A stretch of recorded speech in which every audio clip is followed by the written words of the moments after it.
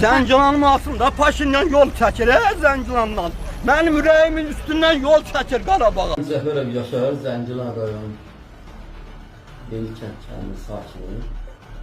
Mənim əsas məqsədim odur ki, bizim evlərin kompensasiyası necə verilir? Var dövlətin hamısını əgər qiymətləndirsələr, o indi deyirlər 180 minə evlər tikirlər, onun heç belə 1% də deyil. Ermənistanı məğlub eləmişik, vurulan ziyanları, xalqa vurulan ziyanı, dövlətə vurulan ziyanı, xalqın evinə, eşiyinə, malına, mülkünə, həyətinə, bazasına, torpağına, həmçinin də o 30 il dövründə bizə vurulan o ziyanlar, oraya maddi, mənəvi ziyanlar deyək ki, evsiz, eşiksiz, yurtsuz, yuvasız gəlmişiz bir yerdən o biri yerə.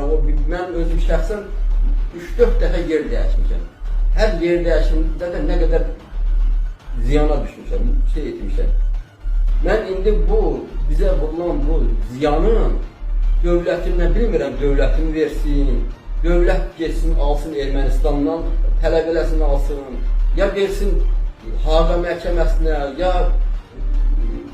BMT-yə versin, ya ölkədə, dünyada belə bir məhkəmə var, əlbəttə var ki, dəyən ziyanı, bir dövlətə vurulan ziyanı o bir vuran dövlət ödəməlidir. Qaçqınlıqdan bəri dediyim kimi götürə bilmədiyimiz evimizi, eşiyimizi, malımızı, dövlətimizi, sərvətimizi, torpağımız qaldı. Nə qədər 30 ildə biz o torpaqları əkib, edərib, istifadə edə bilərdik, malımız getdi.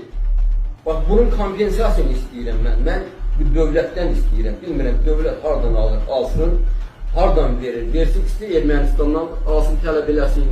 İstəyir dünya təşkilatları var, hüquq təşkilatları. Onlardan tələb eləsin, alsın. Bizə dəyən ziyanı